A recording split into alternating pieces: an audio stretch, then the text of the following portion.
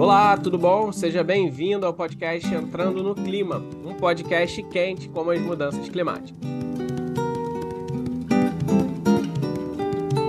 Essa é a série especial direto da 28ª Conferência do Clima em Dubai. Hoje, domingo, dia 3 de dezembro de 2023, são exatamente 11 horas e 34 minutos aqui no Rio de Janeiro, de onde eu falo, e 18 horas e 34 minutos em Dubai, onde estão Cristiane Prisibiski, repórter especial do Eco, e Cláudio Ângelo, do Observatório do Clima. Tudo bom, pessoal? Vamos falar um pouquinho sobre mais esse dia de conferência. Cris, queria começar com você falando um pouco do último dia dos presidentes aí na conferência. Oi, Marcio, tudo bem? Adivinha sobre o que eu vou falar hoje? Provavelmente é OPEP+, petróleo, Petrobras, por aí. Vou falar de falas controversas do Lula, porque tem sido isso que tem acontecido nesses primeiros dias de COP, Márcio. Como a gente contou ontem, ele não tinha falado com a imprensa, né, até a noite, né, o final da noite de sábado, mas agora, domingo de manhã, essa manhãzinha, ele recebeu a imprensa, que obviamente foi questionado sobre a declaração que ele deu de que ele defende a entrada do Brasil na OPEP+.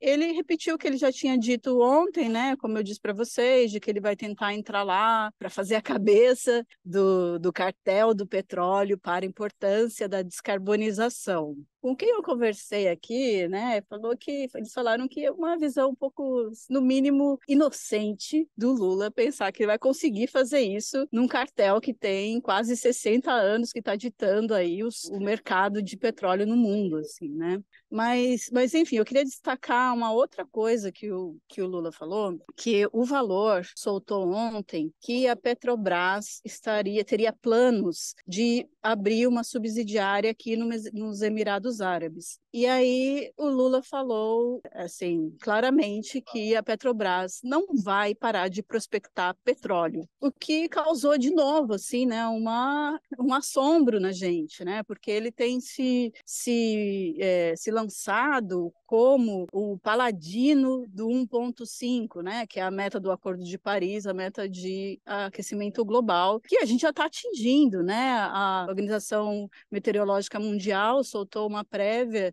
do estado do clima em 2023, mostrando que em 2023 já foi 1,4 mais quente do que os níveis pré-industriais, e a gente está falando de 1,5, né, que seria a meta. Então, assim, voltando para o Lula, né, ele inclusive nomeou, né, o governo nomeou essa inclinação do governo brasileiro como missão 1,5. E aí o cara vem me falar primeiro, de que o Brasil vai entrar na OPEP+, e depois que a Petrobras não tem interesse de parar, né, que a Petrobras não vai parar de prospectar. E eles não veem, assim, os membros do governo com quem a gente tem conversado, não veem como uma incoerência esses dois posicionamentos do Lula, porque, né, sempre com essa justificativa de que o processo de descarbonização envolve uma transição, mas uma coisa interessante é que estão chamando o Lula de centrão da COP28,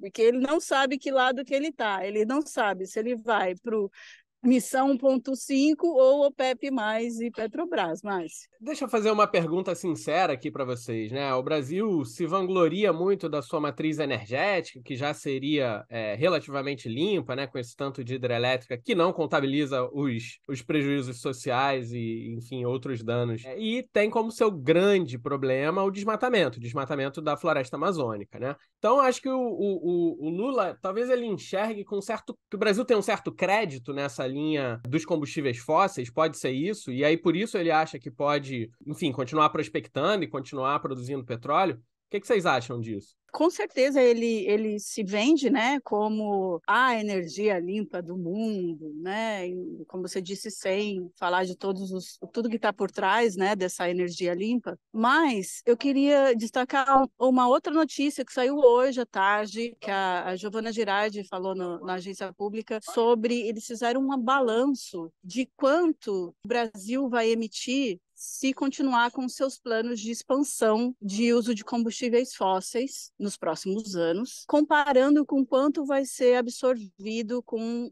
o desmatamento evitado. E tem-se a situação de que vai ficar no 0 a 0. Então, assim, o Brasil tem de fato conseguido bons resultados, né, no desmatamento na Amazônia, né, nos outros biomas é outra história. Isso é importante, mas todo esse esforço de controle do desmatamento, ele vai ser anulado se o Brasil continuar com seus projetos de expansão de uso de combustíveis fósseis. Então, assim, realmente, essa visão de que eu estou com crédito tem que ser revista. Cláudio, o que você acha disso? É uma história antiga, né, Cris? Uma questão antiga de equidade e de responsabilidades comuns, porém diferenciadas. Os países em desenvolvimento dizem o seguinte: mas a gente chegou depois nessa festa, e vocês estão dizendo agora que a gente não pode tomar uma tacinha de champanhe? Né? Vocês chegaram, comeram o bolo, dançaram com todo mundo, beberam tudo.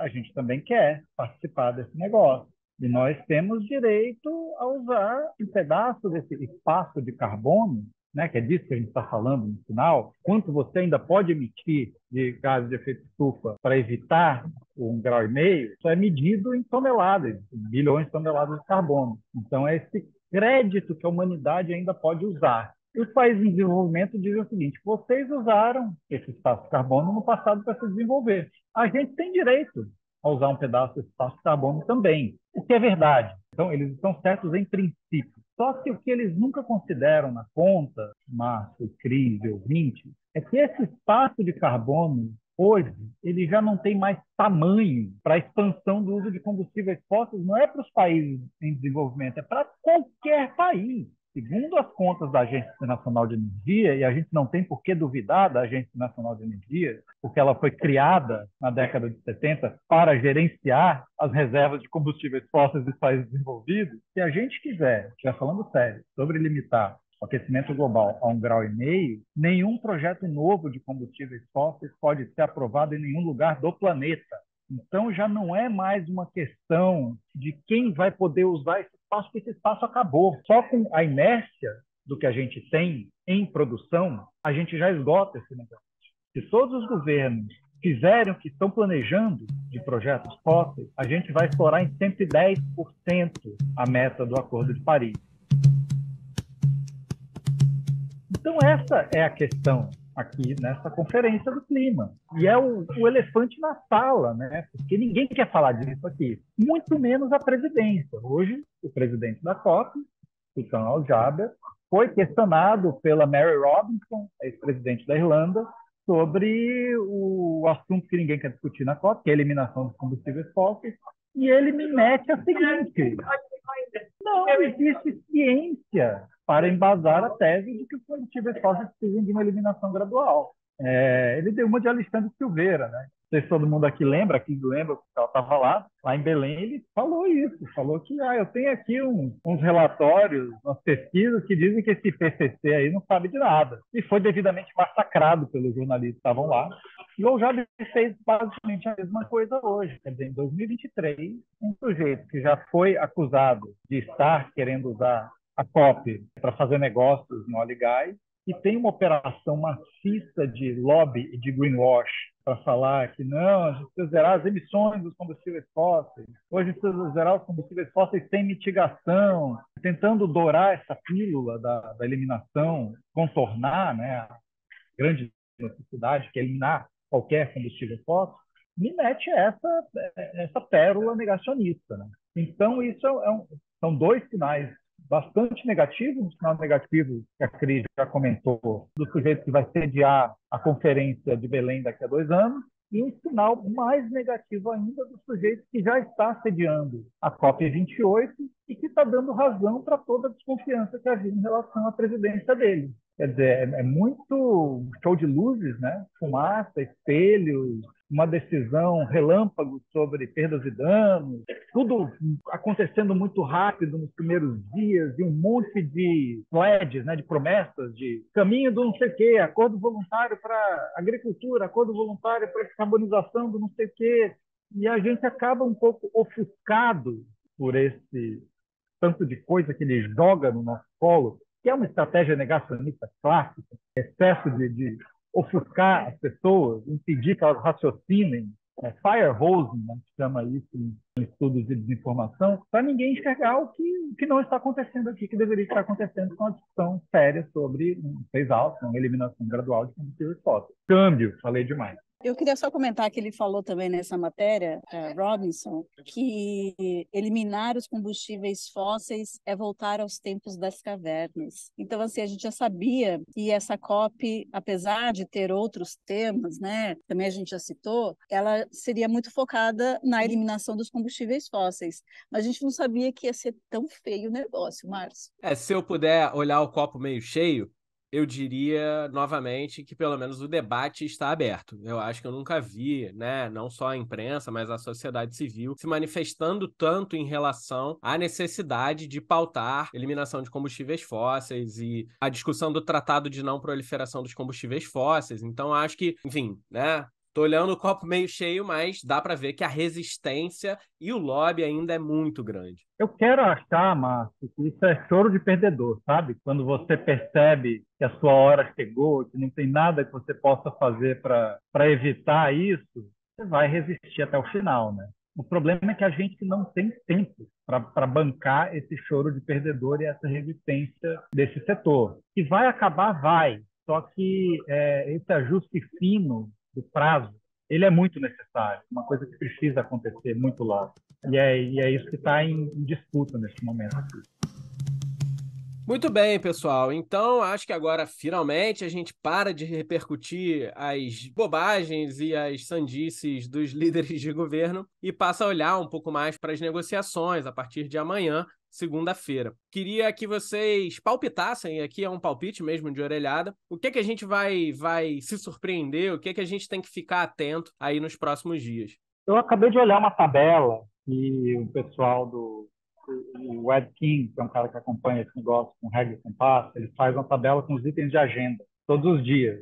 A tabela assim, tem um Excel enorme e 90% das coisas que eu vi não tem texto, não tem texto, não tem texto, não tem texto. E, por enquanto, as pessoas estavam esperando os líderes irem embora e quando instadas, né, quando os negociadores eram instados a se manifestar sobre os itens de agenda, sobre o que está em negociação, eles estão no que eles sabem fazer, que é repetir as posições de sempre. Não queremos, não pode, não dá. Para todos os itens de agenda, o que eu espero é ver essas resistências tradicionais serem também, de maneira tradicional, suavizadas ao longo da primeira semana e, finalmente, eliminadas na segunda semana, quando os ministros chegam para bater o martelo. Mas está muito cedo para dizer qualquer coisa sobre qualquer assunto agora. Cris, sua aposta?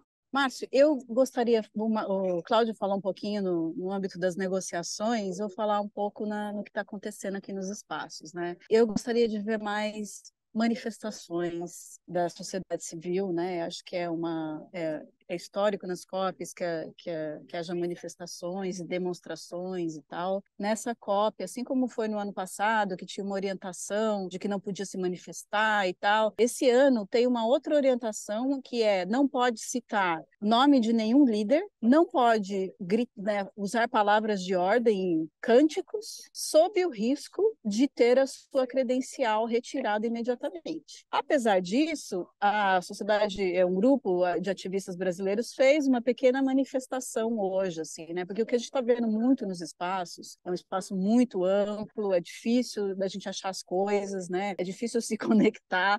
A gente está vendo muita presença de indústrias, né? Não sei, parece um balcão de negócio. Eu quero ver mais sociedade se manifestando livre e democraticamente. Eu sei que é pedir muito, né? Tá ótimo. Cris, Cláudio, muito obrigado. Hoje a gente vai ficando por aqui, mas amanhã a gente está de volta, não é isso? Amanhã eu volto. Prometo que eu vou tentar trazer boas notícias. Uma boa notícia é que a minha mala chegou. Tenho roupas limpas a usar agora. Mas eu prometo que vou fazer o esforço para trazer coisas boas a falar, Márcio. Ótima notícia. Melhor do que isso, só se o Cláudio disser que ele conseguiu almoçar hoje. Companheiro, aí você está exigindo demais. Que é uma coisa extraordinária aqui, essa COP, como é que as coisas custam caro aqui e a qualidade da comida não é boa. E eu espero que a gente faça diferente em Belém. Não, em Belém vai ter muito tacacá para a gente comemorar avanços significativos até lá. Gente, muito obrigado. A gente volta amanhã. Esse podcast é uma realização do ECO, em parceria com o Observatório do Clima e apoio da Samambaia Filantropias. Amanhã a gente está de volta. Muito obrigado pela sua audiência e continue nos acompanhando.